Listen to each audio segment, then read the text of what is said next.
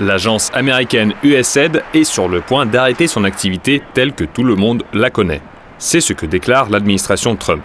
Le nouveau département américain dirigé par Elon Musk, chargé de veiller à l'efficacité des dépenses publiques, s'intéresse de près aux activités de cette structure. Par ailleurs, Donald Trump lui-même a publiquement indiqué que cette agence ne dépensait pas les subventions publiques aux fins voulues. USAID rend la gauche radicale folle et elle n'y peut rien car la manière dont l'argent a été dépensé, dont beaucoup de manières frauduleuses, est totalement inexplicable. La corruption atteint une dimension rarement vue auparavant. Fermez-le.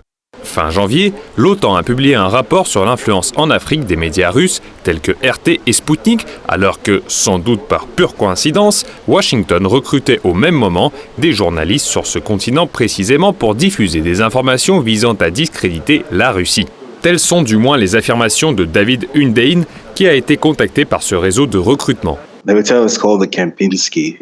Cet hôtel s'appelle Kempinski. C'est presque le meilleur hôtel d'Accra. J'y suis allé plusieurs fois et il est incroyablement cher. Je pense que la chambre la moins chère coûte environ $500 la nuit. C'est cher. C'est presque une station touristique car il se trouve dans la partie verte de la capitale. À mon avis, le séjour d'une semaine dans cet hôtel coûterait quelques dizaines de milliers de dollars. C'est cher. Mais l'ironie de mon point de vue est qu'ils vont dépenser tout cet argent pour amadouer des journalistes et leur faire passer un bon moment, les rendre heureux avec l'argent et, en fin de compte, ils les renvoient chez eux en leur disant qu'ils vont les payer 1000 livres par trimestre, soit environ 330 livres par mois, en vue de mener une opération de reconnaissance en leur nom.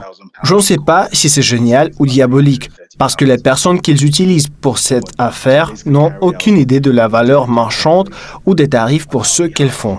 En fait, ces manipulateurs profitent de leur méconnaissance économique de la manière la plus horrible.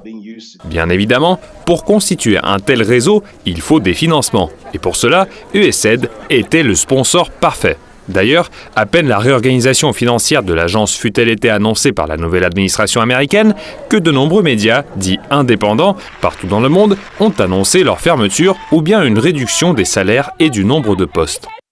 En Russie, le conseil d'administration de Meduza, l'un des plus grands médias indépendants, doit se réunir vendredi pour discuter de son avenir. Parmi les derniers médias indépendants biélorusses, tous aujourd'hui en exil, au moins 6 ont signalé un arrêt complet de leur financement. Et le Financial Times ne s'arrête pas là. Le quotidien britannique reconnaît ouvertement que certains projets de l'agence étaient créés et financés ad hoc pour discréditer les médias russes. Certains des projets financés par l'USAID étaient axés sur la lutte contre la propagande russe, qui se propage sur les réseaux sociaux malgré les sanctions occidentales contre les organes de propagande, notamment RIA Novosti et Russia Today. La liberté d'expression se fait désormais rare en Occident. Mais surtout, ne vous en plaignez pas, puisqu'on vous dit que c'est pour vous protéger.